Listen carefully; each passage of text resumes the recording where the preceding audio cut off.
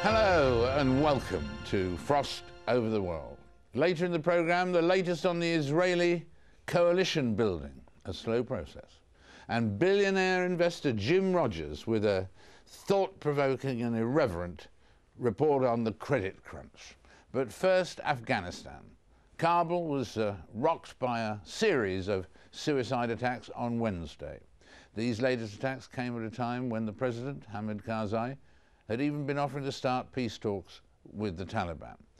What does this mean for the future of Afghanistan, and who better to tell us than the president himself, Hamid Karzai? He joins me now from Kabul. Mr. President, it's a great privilege to have you with us again. Privilege is mine, sir. I was just mentioning in the introduction there the Taliban attacks this week on 3 government buildings in Kabul with at least 19 people killed. Was it a shock that they could mount such an attack there in your capital city? Actually not. We do expect attacks like that to take place anywhere in Afghanistan. This attack was modeled more on the Bombay attack. The fortunate thing was that we were able to react very quickly and to eliminate them within 3 hours. Had they gotten more time, had we not acted quickly, they would have caused a lot of damage. We unfortunately lost some 27 people, including workers and civilians and the security personnel.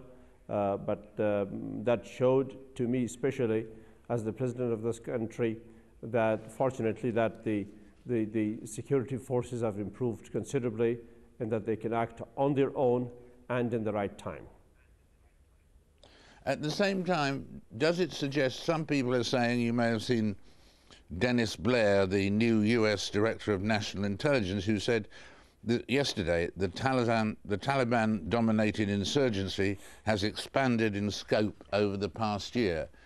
Does this raid suggest that that's true, or is that not true? The Taliban activity has been increasing steadily over the past 3-4 years. They've been losing their ability to engage in groups or in more conventional type of fighting. They've been resorting more to bombs and IEDs and suicide bombers. It doesn't show their strength. What it shows is that our allies and the Afghan government, the Americans, the British, and the rest of NATO have not been able to act in time inside Afghanistan to train our police, to strengthen our communities, and in this case particularly, this is then the responsibility of the US and its NATO allies of addressing the question of sanctuaries, the training grounds outside of Afghanistan, which we have been telling them about really from the very beginning. And looking back over the past few years that you've been there in power, do you think in retrospect that the Iraq war deprived you of the resources you needed to help the Afghan state stand on its own 2 feet? Well, after you. Yes, Sir David, I don't really know, had there not been the war in Iraq, if Afghanistan would have received the resources that were spent on Iraq, or if Afghanistan would have received any resources more than what it has already received. Probably we would have benefited more had we had more resources. But here, I don't think it was the shortage of resources that caused the terrorists to come back to Afghanistan and to cause so much damage to us and to the international community, in spite of all the progress that we have made in other areas. I think the main reason is that the international community did not pay attention in time to the sanctuaries, knowing fully well, and us having told them in great detail of what was happening. That was the main reason. The second important reason was for them to fail to recognize the need for an increased, more efficient, properly trained Afghan police force in time. And the third important reason, that they failed to help us in the protection of our communities when the attacks began against them. Of course, last night, Richard Holbrooke, who's President Obama's envoy to Afghanistan and Pakistan, he arrived there, in fact, in Kabul. Have you met with him yet?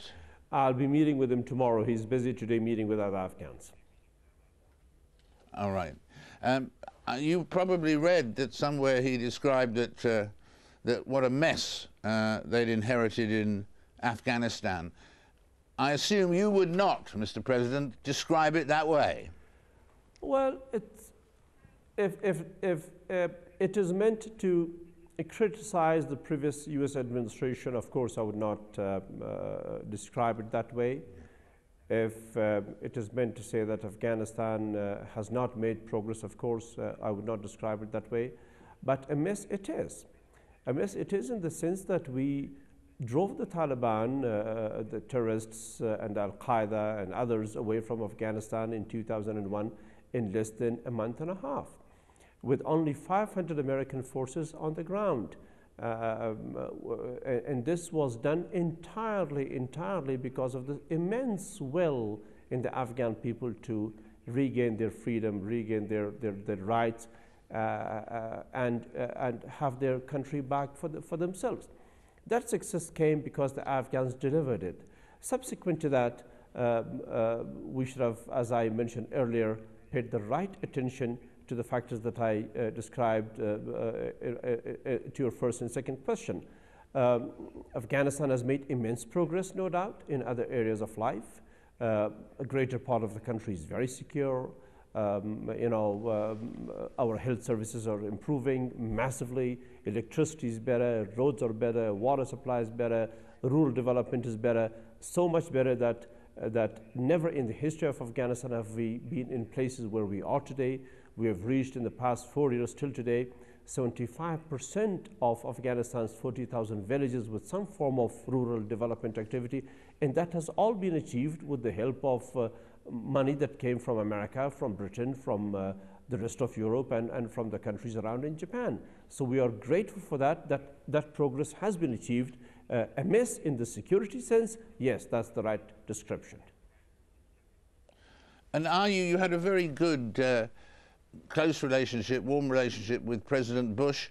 Are you hopeful of having a similar relationship, maybe without the video conferences, but a similar relationship, warm relationship with President Obama? Well, of course, why not? I had a very good relationship with President Bush, who was a great friend of mine and a man that helped Afghanistan so much. All that we have here today is because of the help that President Bush and his administration and the American people offered.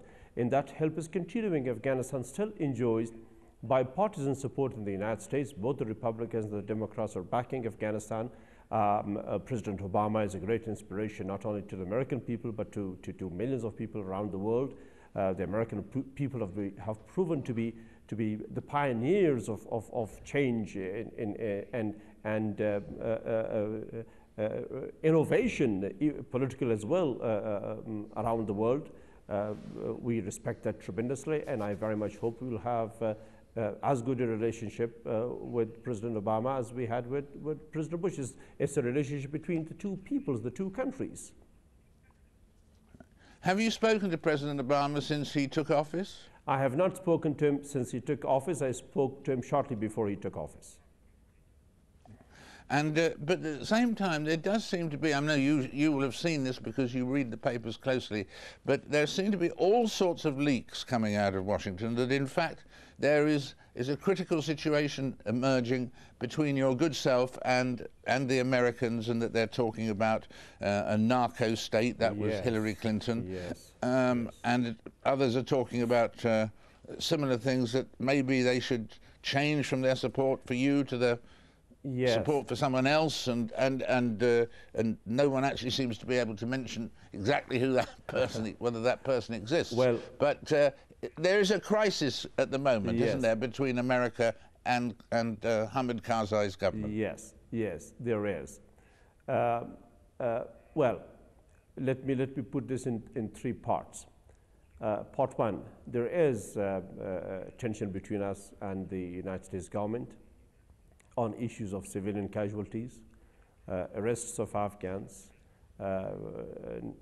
nightly raids on homes, and casualties that they cause. We are negotiating, and as a matter of fact, yesterday we agreed on a deal, which is a very good thing, in putting more consultation with Afghans and having Afghans participate in decision making on issues like that I hope once implemented and implemented correctly will bring about a lot of improvement for the security of the Afghan people. This is a matter that I had to do in the interest of the Afghan people, their safety, security, in the interest of also of the war against terrorism, and in the interest of the American people and the goodwill that the Afghan people have for them. This has caused some anger in Washington. I can understand that. This has caused also leaks and rumors to emerge in the British and American media, mostly about myself and about the government.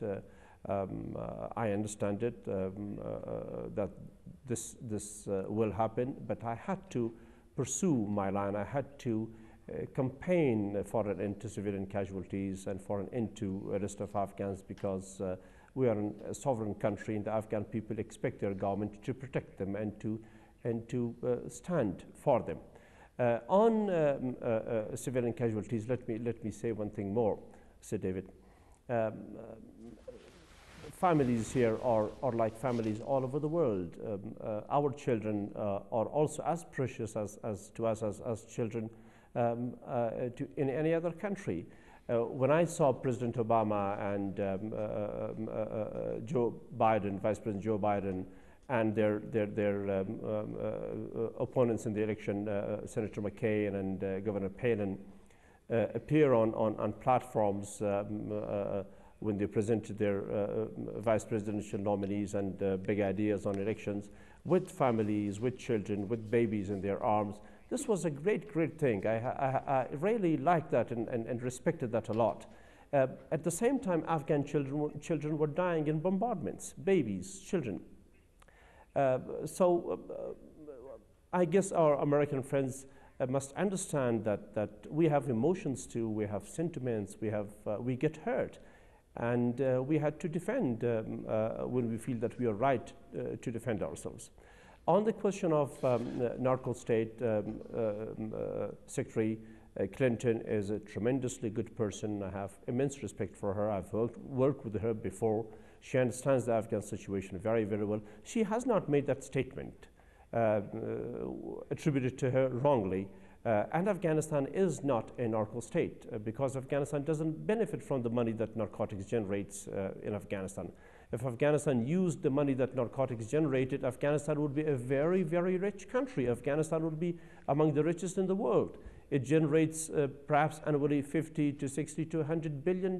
Imagine if Afghanistan had that money, it would be in no need of help from the rest of the world. It would not be so miserable as it is today.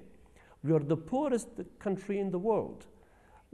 Our revenues are hardly $1 billion a year, all of our revenues put together.